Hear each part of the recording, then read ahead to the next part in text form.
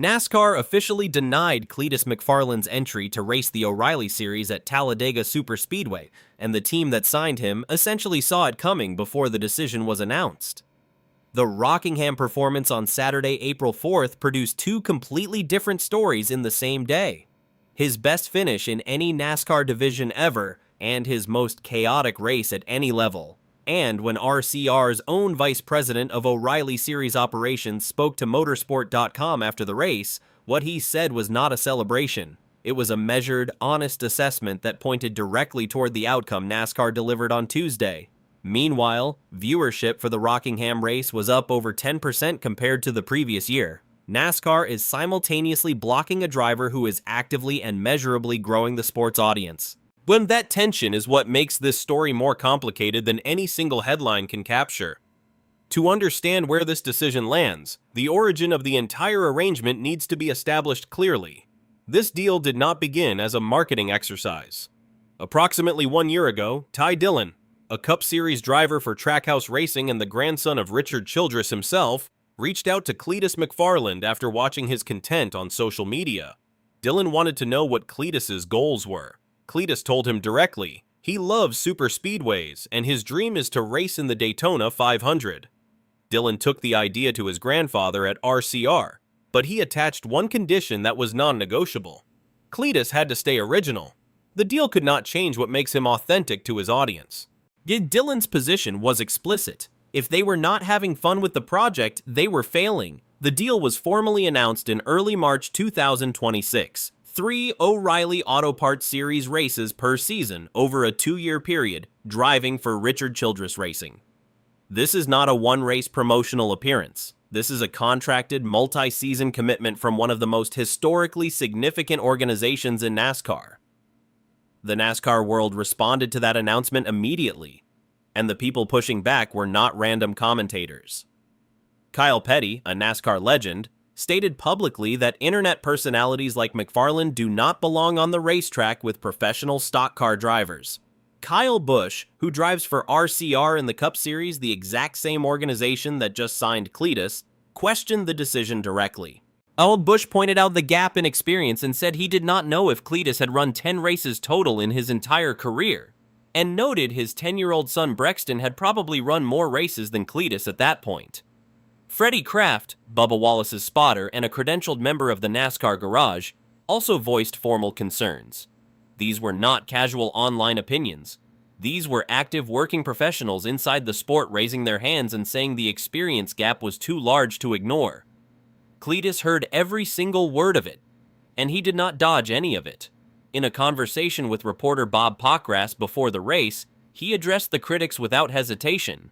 His position: all of these people can say whatever they want, but if Richard Childress called any one of them and offered them a ride, every single one of them would have taken it. If NASCAR is letting him do it, he is in. He made clear he never expected anyone to wave him through. He was taking the opportunity that was in front of him and doing everything in his power to be ready for it. That pre-race accountability established exactly the tone with which he would handle everything that followed at Rockingham. Saturday, April 4th at Rockingham Speedway, Cleetus pulled double duty, the ARCA Menard Series East race in the morning, followed by his O'Reilly Auto Parts Series debut in the afternoon. The ARCA race produced a result that genuinely surprised people who had already made up their minds about him. He kept the car completely clean for the entire race and finished 4th, his first ever top 5 finish in any NASCAR division. After crossing the finish line, he got emotional. He dedicated the result to his late friend Greg Biffle, the former NASCAR driver who tragically lost his life along with his wife and 2 children in a plane crash last December. Cleetus said he went out there and turned left for Greg Biffle, and he thought Biffle would be happy he did not do anything stupid. This was not a racing moment in isolation. It was a deeply personal one that connected Cleetus to the human side of the sport in a way that no manufactured promotional content could replicate. The O'Reilly Auto Parts Series race told a completely different story. Cleetus started 35th out of 38 cars in the number 33 Richard Childress Racing Chevrolet. On lap 4 laps into a race that ran for 250, he found himself in a 3-wide situation going into turn 1, slid sideways across the track. Mallman barely saved the car. He lost substantial ground to the field immediately and never recovered from the deficit that moment created. Multiple spins and half spins followed throughout the race. He caused one caution flag. He picked up a speeding penalty on pit road. He finished 32nd, 6 laps behind race winner William Sauter. After the race, Cleetus was completely honest about everything that had happened. He called it the hardest thing he has ever done in his life. He joked that he spun out 50 times and almost died 10 times, but he also pointed to the specific detail that mattered most to him. He did not wreck anyone else's car, he did not ruin anyone else's day, he completed 244 of the 250 laps, and he brought the RCR car home in one piece. No excuses, no deflection, immediate public accountability. And then came the internal RCR response. And this is where the story shifts from race results to organizational assessment. Danny Lawrence, RCR's vice president of O'Reilly Series operations, spoke to motorsport.com after the race. His assessment was not a victory lap. Lawrence acknowledged that Rockingham is a genuinely hard racetrack and that Cleetus handled specific moments well. Situations where he could have spun directly in front of other cars and did not. But then Lawrence was direct. There were a lot of things we wanted to see happen that didn't happen. 2 specific gaps were identified. The team never completed a live pit stop during the race, a fundamental operational element they had planned to execute, and when Cleetus got sideways early in the race, the entire team immediately shifted to conservation mode. Just keep rolling, do not push, survive to the finish. The most significant statement Lawrence made was the one that generated the most headlines. He said he would not be surprised if NASCAR wanted them to run another race before going to Daytona or Talladega, because everything happens so fast at superspeedways and everyone involved needs to be fully prepared. That statement from inside RCR essentially telegraphed the official NASCAR decision before it was publicly announced. The post-Rockingham debate produced 2 clearly defined camps. On the support side, Justin Allgaier, the 2024 O'Reilly Series champion, praised Cleetus directly. He said Cleetus did a great job, stayed out of the way every time he was lapped, and that he was proud of him for putting in the effort given the level of social media pressure he had been facing throughout the entire buildup. Ty Dillon stood firmly behind the project.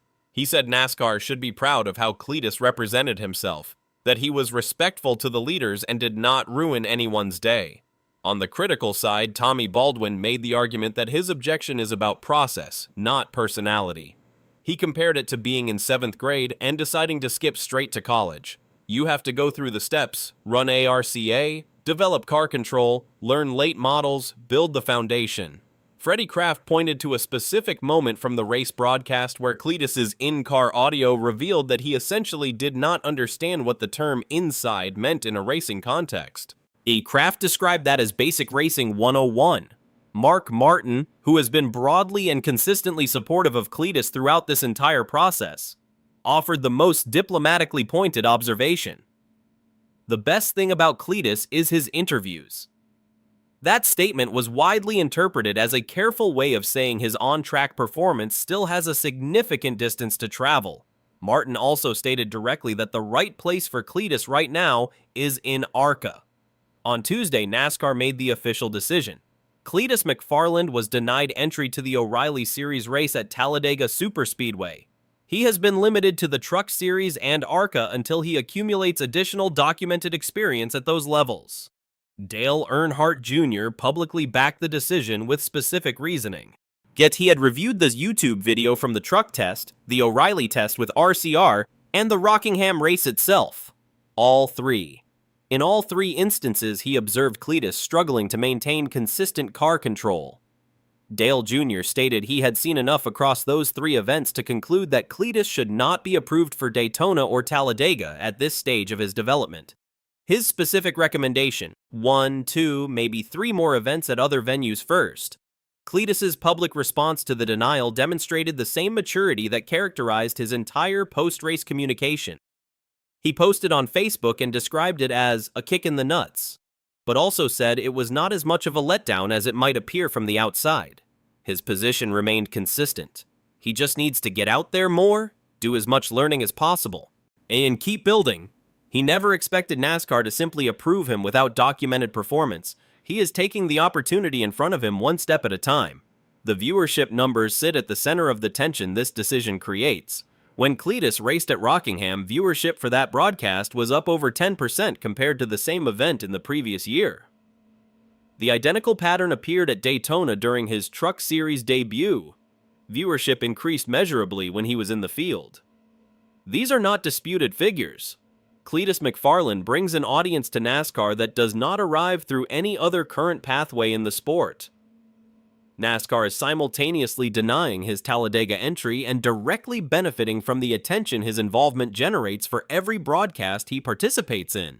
But the question this creates is specific and unresolved. Can NASCAR and RCR find the balance between developing him as a driver at a safe and appropriate pace and continuing to use his platform to introduce new audiences to the sport? The current answer is structured around more ARCA races, more Truck Series starts, and more foundational development before another O'Reilly Series opportunity is granted. Cleetus has accepted that answer publicly and without resistance. Drop your answer in the comments right now. Did NASCAR make the right call blocking Cleetus from Talladega? Or are they cutting off one of the most effective audience-building stories the sport has produced in years? And tell us specifically, how many more ARCA and Truck Series races does he need before he earns another O'Reilly Series shot? Given that viewership increases every single time he races, is NASCAR's safety concern the complete story? Or is there something more complicated underneath this decision?